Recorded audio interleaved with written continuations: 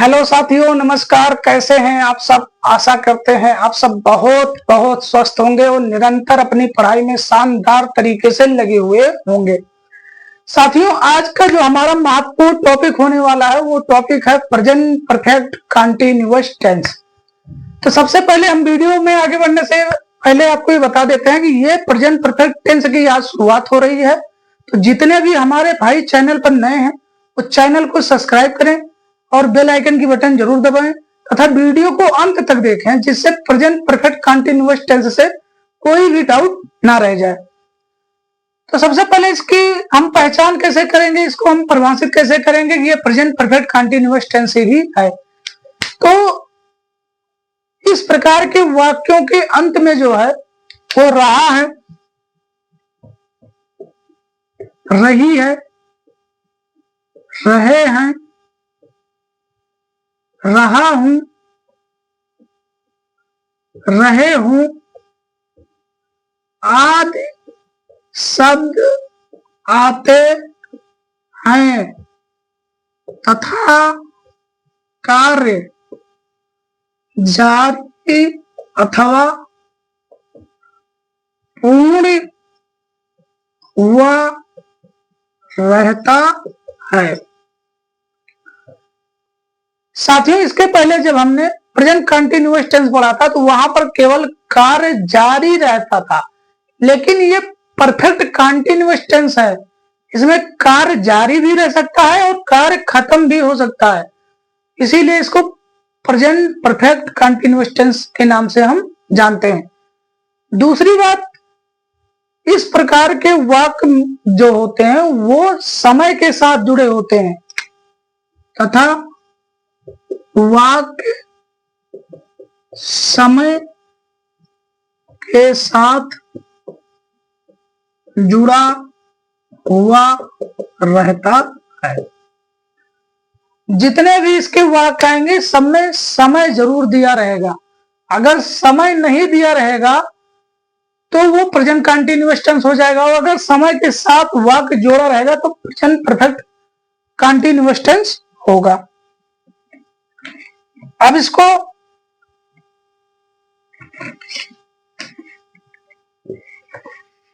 अब आगे देखिए, इसमें हम रूल क्या क्या प्रयोग करते हैं। सबसे पहले rule number 1,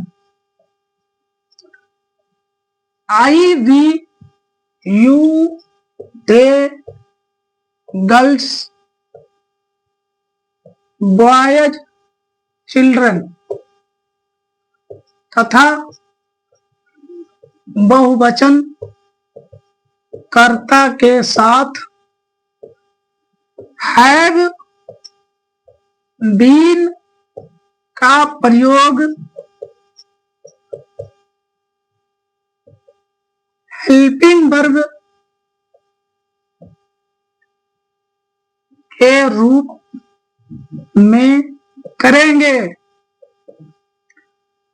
I we you they girls boy children तथा बहुवचन कर्ताओं के साथ हम हेल्पिंग वर्ब जो है हैव बीन का प्रयोग करेंगे। दूसरा रूल, ही सी इट तथा कोई नाम आए तो हम हेल्पिंग वर्ब में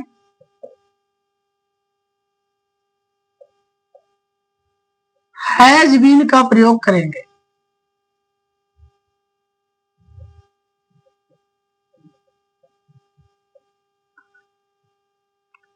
ही सी इट या कोई नाम आएगा तो उसके साथ हम हैज बीन का जो है प्रयोग करेंगे। अब आगे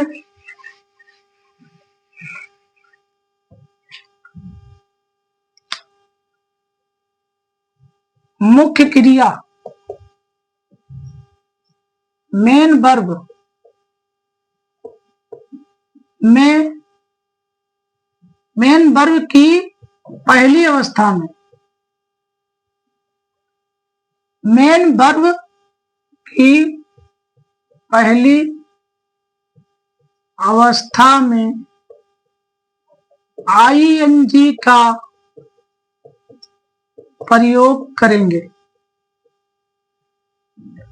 मेन वर्ब की जो पहली अवस्था होगी उसमें हम ING का प्रयोग करेंगे। अब सबसे पहले इसमें समय आएगा, तो समय जो होता है वो कुछ समय निश्चित होता है, कुछ अनिश्चित होता है। तो सबसे पहले आप देख लो निश्चित क्या होता है और अनिश्चित क्या होता है।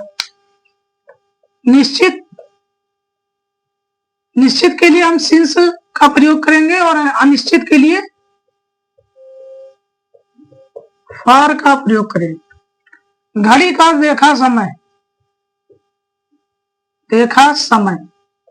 1 बजे, 2 बजे।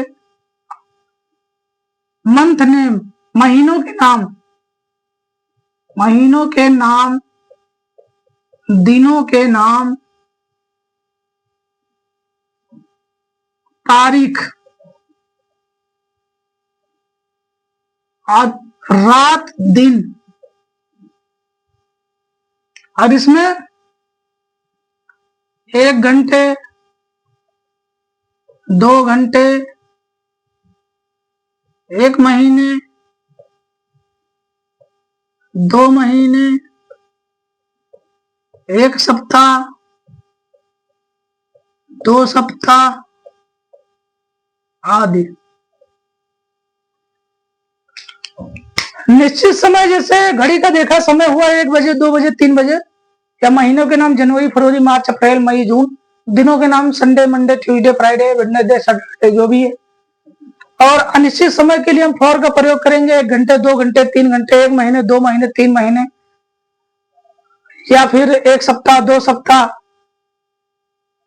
अगर कोई डेट दिया है तो वो निश्चित होगा, लेकिन अगर कोई 1 साल, 2 साल दिया है तो वो अनिश्चित होगा।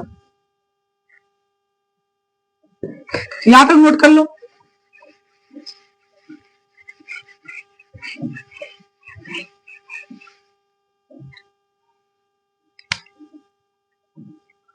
अब फॉर्मूला देख लो। सब्जेक्ट प्लस हेल्पिंग वर्ब में have, has plus been plus main verb,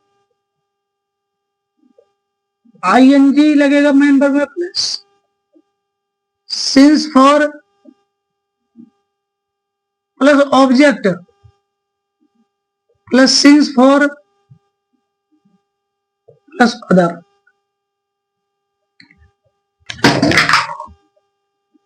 साथियों आइए अब हम एग्जाम्पल से समझते हैं तो ज्यादा समझ में आएगा।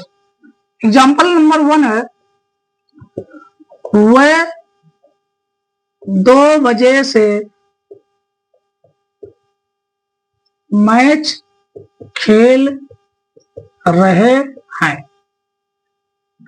तो वह की अंग्रेजी दे के साथ हेल्पिंग वर्ब क्या लगेगा, हैव।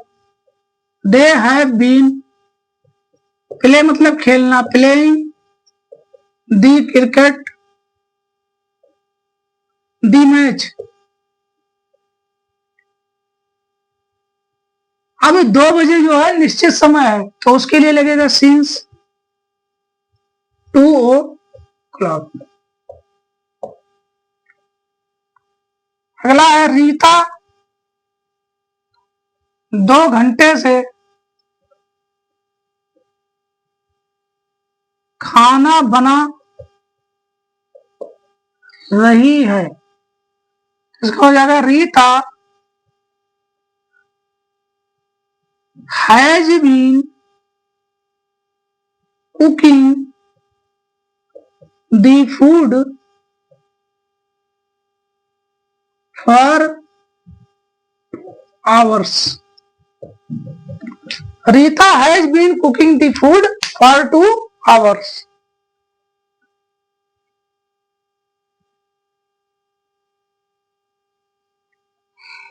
अब एक एग्जांपल और देख लो।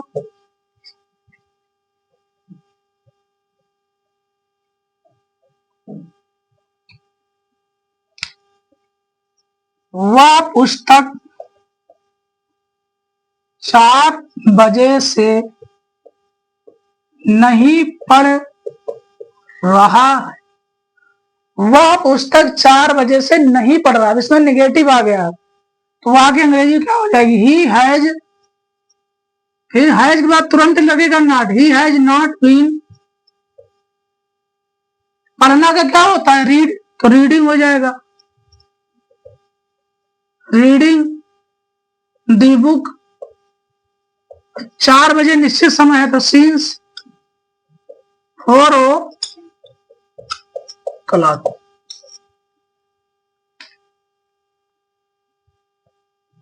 तो साथियों यहां तक समझ में आ गया। साथियों आपको हमारी वीडियो कैसे लगी हमें कमेंट में जरूर बताएं तथा हमारे चैनल को सब्सक्राइब करें और बेल आइकन बटन जरूर दबाएं। धन्यवाद।